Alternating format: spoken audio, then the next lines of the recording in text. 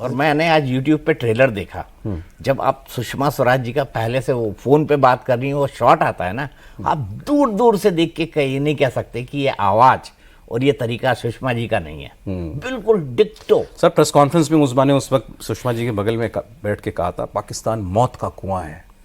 मैं तो कोई मुझसे पूछेगा कि क्या कभी पाकिस्तान कोई और भी जाना चाहता है, तो मैं मना करूंगी, मत जाना। मतलब मैं कोई आपको पाकिस्तान की आज कोई हम दर्जे उड़ाने नहीं बैठे, लेकिन उस वक्त रियल इंसिडेंट है ये। वो लड़की कितनी टेरराइज्ड होगी, बहुत ज़्यादा, बहुत ज़्यादा वो पहुंची होगी। लेकिन आप सोचिए प्रेजेंस ऑफ माइंड, वो लड़की जो प्रेजेंस ऑफ माइंड थी, वो एम्बेसी पहुंची, KPK से एम्बेसी पहुंची, वो जो भी झूठ बोल के, ये बोल के, वो बोल के वो पहुंची, और एम्बेसी वाले ने उसको अंदर ले लिया। और फिर बाद में बताते हैं कि वो जब हाई कोर्ट का जजमेंट भी आ गया, अब एम्बेसी से इस्लामाबाद से उसको वाघा बॉर्डर पहुंचाना है और बाय रोड आना है, और ये भी वो बहुत इंटरेस्टिंग, वो आप फिल्म देखिए, वो बहुत इंटरेस्टिंग है, क्योंकि फिल्म में हमने दिखाया है सब कुछ टू द पॉइंट, जो हुआ था वही दिखाया। एग्जैजरेट नहीं किया आपने, कुछ एग्जैजरेट नहीं किया। क्रिएटिव लिबर्टी अगर परसेंटेज के हिसाब से समझा जाए तो कितनी होगी फिल्म में? 5%, 3%, जो बहुत कम है, क्योंकि हम लोग जब क्रिएटिव लिबर्टी बोलते हैं ऑलमोस्ट कुछ नहीं है। 60% या 80% क्रिएटिव लिबर्टी लेते हैं। जैसे मद्रास कैफे में क्रिएटिव लिबर्टी बहुत कम था, तो मद्रास कैफे के बाद परमाणु में भी बहुत कम करा हम लोग ने। मद्रास कैफे तो आपकी शानदार पिक्चर थी, शानदार फिल्म थी, और सब्जेक्ट ऐसा हमारे यहाँ जिसकी बात नहीं होती सर, वो इस पुराने पिक्चर बना ली कि इंडियन आर्मी के कितने मिशन आपको याद हैं। आप मुझे कहोगे पाकिस्तान से 48 की लड़ाई, 65, 71 की लड़ाई, कारगिल की लड़ाई, किसी को याद ही नहीं है आज जनरेशन को कि श्रीलंका में इंडियन आर्मी ने कितना बड़ा ऑपरेशन किया था। IPKF किसी को याद? इसकी कहानी बताई इन्होंने। और मैंने वो कहानी क्यों बनाई, क्योंकि जब एक सुबह में मैं सो रहा था अपने बेड पे, और एक पानी का बूंद यहाँ पे गिरा, तो मैं उठा और मैं देख रहा था कि मेरी माँ जो थी वो रो रही थी और पर्दे वो खोल रही थी। तो मैं आधा पारसी हूँ, मम्मी पारसी, तो गुजराती में मैंने पूछा, मम्मी शू थे क्या हुआ मम्मी?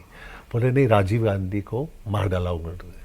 तो वो मुझे इम्पैक्ट लगा कि ये मेरी माँ है, किसके लिए रो रही है ये, क्योंकि उस टाइम पे व्हाट वाज द अटैचमेंट, वो अटैचमेंट क्या था। तो तभी मैंने वो इलस्ट्रेटेड वीकली उस टाइम पे आया था, उसको खोला, कुर्ता में लोटो शूज़, पूरा स्किन ऐसे, वो सब देखा, बहुत इम्पैक्ट हो गया। और उस टाइम पे मैं तो सिर्फ स्टूडेंट था। उसके बाद मैंने एक फिल्म देखी, हॉलीवुड फिल्म, शिंडलर्स लिस्ट। और शिंडलर्स लिस्ट देखने के बाद देखो मेरे रोंगटे खड़े हो जाते। मैंने शिंडलर्स लिस्ट देखी और 5 दिन के लिए मैं हिला हुआ था कि यार ये जूस के साथ क्या हुआ यार ये, और कहानी ने मुझे हिला दिया। और मैंने सोचा कि अगर लाइफ में मैं कुछ करूँ ना, तो लोगों को पॉजिटिवली या उनको अफेक्ट करना चाहिए कि इतिहास ये है, और उनको इतिहास जानना बहुत ज़रूरी है। इसके लिए मैंने मद्रास कैफे बनाई। वो आपने प्रोड्यूस की थी पिक्चर? जी, मद्रास। क्रेडिट ऐसे आपने कई फिल्में करी ना, अब तो ऐसे अपने मतलब जियोपॉलिटिक्स पर या इंटरनेशनल मुझे वो एरिया बहुत पसंद है। वो परमाणु में आप हमारे 98 के न्यूक्लियर ब्लास्ट बता रहे थे, ये मैंने बताया इसमें आप। और मेरे हिसाब से one of the finest, if not the finest prime ministers Vajpayee ji, you know, मैं उनका बहुत बड़ा फैन हूँ। तो उस टाइम पे भी मैं मिलने गया था मुरली मनोहर जोशी से। काफ़ी उन्होंने काफ़ी मुझे गाइड करा था उस टाइम पे कि बेटा ये करो, ऐसे करो, ये करो, वो करो, कि वो प्रोफेसर है, बहुत ही intelligent, smart, I have a lot of respect for him. तो मैं मिलने गया था। हर चीज़ पे मैं काफ़ी रिसर्च करता हूँ, बैठ के मैं नोट्स लेता हूँ। लोग समझते हैं क्या पागल पारसी बाबा आ गया, क्या कर गया, लेकिन मैं बैठ के नोट्स लेता हूँ। सॉरी, आज उन्होंने बताया ना कि आज भी मैं आपके शो से पहले आने से पहले मैंने विदेश मंत्रालय के बड़े अधिकारियों से पूछा, उनका यही कहना था कि बहुत एक्सटेंसिव रिसर्च उन्होंने किया है, फिल्म में जो कुछ भी है वो एकदम रियलिटी करीब। तो ये अपने आप में बताता है कि रिसर्च कैसे करते हैं। लेकिन मेरी हैरानी ये है कि आप देखो, मुझे कई बार मैं एडमायर करता हूँ, सोचता हूँ फिल्म स्टार्स को, एक्टर्स को कैसे बदलते हैं सर, ये मतलब मेंटल फ्रेम में आना किसी कैरेक्टर को प्ले करने के लिए। अब ये जेपी सिंह बने, आप जेपी सिंह को रियल पिक्चर में आप देखो कि जैसे एक नॉर्मल आदमी होता है, नॉर्मल अफसर होता है, इनके बाल देखो आप, इनके ऐसे ही बाल हैं उनके एकदम अब एकदम हीरो से एकदम ये हो जाना। थोड़ा उनके सफेद बाल थे साइड में, लेकिन प्रैक्टिकली देयर अंदाज यही है। अब आप परमाणु पिक्चर बनाओगे, न्यूक्लियर ब्लास्ट पे, आप मद्रास कैफे बनाओगे, बाटला हाउस आपने बनाई। इसके बाद मेरी अगली फिल्म का नाम है तेहरान, जो 2013 में इजरायली डिप्लोमेट के ऊपर जो हादसा हुआ, PMO के, प्राइम मिनिस्टर रेजिडेंस के बाहर, और फॉरेंसिक रिपोर्ट्स के बाद हमें पता चला कि वो पाकिस्तान नहीं है, वो ईरान के लोग थे, क्योंकि सिमिलर ब्लास्ट थाईलैंड और मलेशिया में हुए।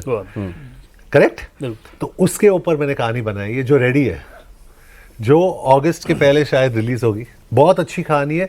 मैं प्रमोट नहीं कर रहा हूँ, मैं सिर्फ बता रहा हूँ क्योंकि ये जो एरिया है इस मंच पे मैं बात कर सकता हूँ क्योंकि आप लोग मेरे से ज्यादा लर्नेड है। इतनी सीरियस पिक्चरें आप करते हो और इसके बीच में फिर आप पठान भी करते हो। मुझे बहुत मजा आता है। पठान, गरम मसाला, धूम, दोस्ताना। देखो लाइफ में हर चीज में बैलेंस चाहिए आपको, और एक तरीके की फिल्म्स अगर आप ऑडियंस को दिखाओगे ना वो थक जाएंगे।